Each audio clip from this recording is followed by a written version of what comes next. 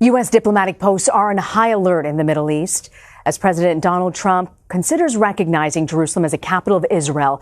A final decision hasn't been made yet, but under U.S. law, the president has until December 4th to issue a waiver informing Congress that he will keep the embassy in Tel Aviv.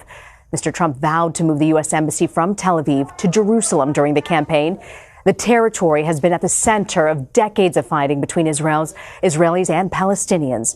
Renan Bergman is a contributing writer for the New York Times Magazine and author of the book Rise and Kill First, The Secret History of Israel's Targeted Assassinations. He joins me now on set. Renan, as you know, for many years, various White House administrations has held the issue of declaring Jerusalem as a capital as something they were going to wait to the last minute to decide at the end. What do you make of this?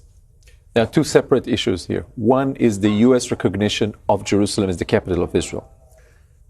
I think it's not that important. Even Russia, back in May, recognized that the Hebrew or the Israeli side, the New Jerusalem, not the eastern side, is the capital of Israel. So, and Russia is not considered the most pro-Israeli state country in the world. So this is not extremely important. The situation, the place where the embassy is located is extremely important. And if the president will follow his, as you said, his election, one of his main slogans in the election vis-a-vis the Jewish community in the United States and Israel, and will relocate the embassy from Tel Aviv to Jerusalem, that is a dramatic and very important decision. My take, he will never do that, because at the end of the day, he faces, I would say, severe anticipation from the American intelligence community that would lead to a new break of violence in the area, to severe condemnations from other Arab countries, to many, many negative developments. So I think he will not do that. If so, it's a new game. Wow. I want to ask you, why do you think he's considering doing this now? I think he is considering this because there is a pressure from ultra-right-wing circles, either Jewish or Israelis, to fulfill what he, very, very clearly stated during the elections that he's going to do the day after he's elected. And now we are almost a year after he's inaugurated, and it hasn't yet happened. I think that the president, you are a better expert with American politics, but I think the president of the United States is trying to show that at least some of the promise that he made during the election campaign are fulfilling. From his point of view, just signing that waiver, or not signing that waiver, and ordering the embassy to be relocated and returning to Jerusalem is very easy from a technical point of view. They are already looking for some installations, some building in Jerusalem to buy. But again, I think that the outcome, or the likelihood outcome, could be horrendous. Big day today in Washington for Michael Flynn, pleading guilty to lying to the FBI. One of those accounts was, in fact, lying about meeting with the Russian ambassador at the time. This was then under the Obama administration on a UN vote dealing with Israeli settlements. It was the understanding that the Obama administration was actually going to vote condemning this activity, settlement activity. What do you make of it, and what are people in Israel saying about this? I think that the general perception, it's not mine, but the general perception in Israel was that the Obama administration was very hostile towards Israel.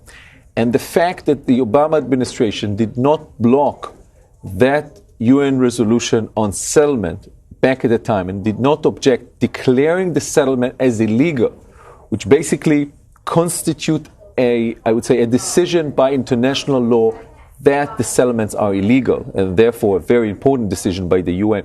This is perceived as a peak of a tension between the Prime Minister of Israel and then the President of the United States, Barack Obama. If indeed the people around later to be President Trump, met with the Russian ambassador to have some sort of coordination around that, and that even was leaked to Israel, if there were Israelis involved in that sort of maneuvering behind the back of the Obama administration, I think the implications could be very, very dramatic to the investigation. But it's very clear, at least from the allegation as they are published, and I don't know if they're true, that the issue of the Middle East does not just concern the Middle East, and it always has direct implication to what is happening here in the United States. And it's evident during the campaign that if it's true, the people were while campaigning to be the president of the United States, were actually dealing with what is happening in Israel, possibly trying to recruit the assistance and the support of American Jews and the right-wing government of Israel. Right now, the Israeli Prime Minister Benjamin Netanyahu is facing a corruption scandal. Tell me about that. Do you think he survives this? No. No? No. I think Netanyahu is going down. I don't know how long this will take, but I'm quite sure that in at least one, if not more, of the 5 cases. And remind us again what these cases are. Well, it's a long story, Yeah. but make it short. We are talking about at least one case of bribery where he received from businessmen, including the famous film producer Arnon Milchan, money worth merchandise like jewelry, cigars, pink champagne. And the police is investigating the alleged bribery that he paid, helping Mr. Milchan get a new permit to stay in the United States, helping another very famous Australian billionaire to get an Israeli passport. This is all under investigation. So this is one. There are other cases, one of them involving a paper owned by Mr. Sheldon Adelson. Another case of bribery, perjury, and alleged. Why do you think he doesn't survive this? Because I think that the police is going to issue a very, very severe report of at least some of these investigations, that he's going to be indicted. And if indicted, I think that even the public who really support him and admire Benjamin Netanyahu for many years would start to walk away and look for some other candidate. And I also think that under such strong allegation, maybe Mr. Sheldon Adelson, who was his strongest supporter and financial supporter, would withdraw and choose another one of the right-wing camp in Israel. That would have a profound effect. And the sentiment right now in Israel among the voting public, is there somebody in the wings, understanding of somebody who might take over? And would that person work well with President Trump? See eye to eye, I guess I should say. Well, we saw the leader of the Jewish house, or the Jewish home, Habayit HaYehudi, Naftali Bennett, an ultra right-wing leader of the ultra-right camp in Israel and the settlers, is getting close to Mr. Sheldon Adelson. I think that in many of the points and topics he would see eye to eye with President Trump. It's still early to say. Netanyahu would clutch to leadership as much as he can, and is trying to legislate all sorts of law to diminish the authorities of the police and harm the investigation. But if I can see the map carving in, and also I would say the tension among the different parts of the coalition. We have a coalition government. It's very different than the United States. I think elections are coming. Winter is coming. And I think that we will see Netanyahu leaving the political arena quite soon. Quite soon. Yeah. Before you go, I want to ask you, I know you have many sources when it comes to Syria in the intelligence world. What are you hearing about that conflict? Where is that headed? That's the next front.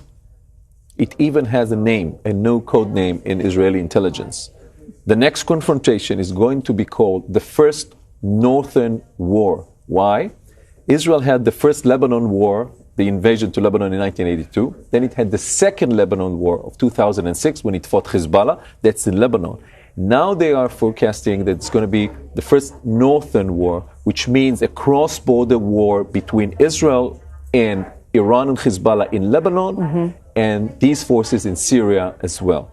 They are expecting confrontation. What adds to that equation is that Israel feels that the U.S. administration has practically evacuated Lebanon, evacuated the Middle East, that we are left alone. We Israelis, we are left alone. There's nothing worse for an Israeli, nothing worse for a Jew to be left alone and without the support of the United States. And that is the feeling and bitterness in many realms and corridors of the intelligence, security, and defense establishment. Iran is under, I would say, extensive military buildup in Syria.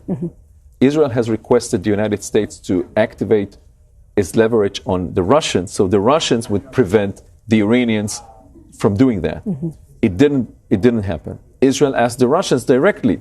Mr. Netanyahu traveled a few times to the Kremlin and to Sochi and met with President Putin, and it didn't help.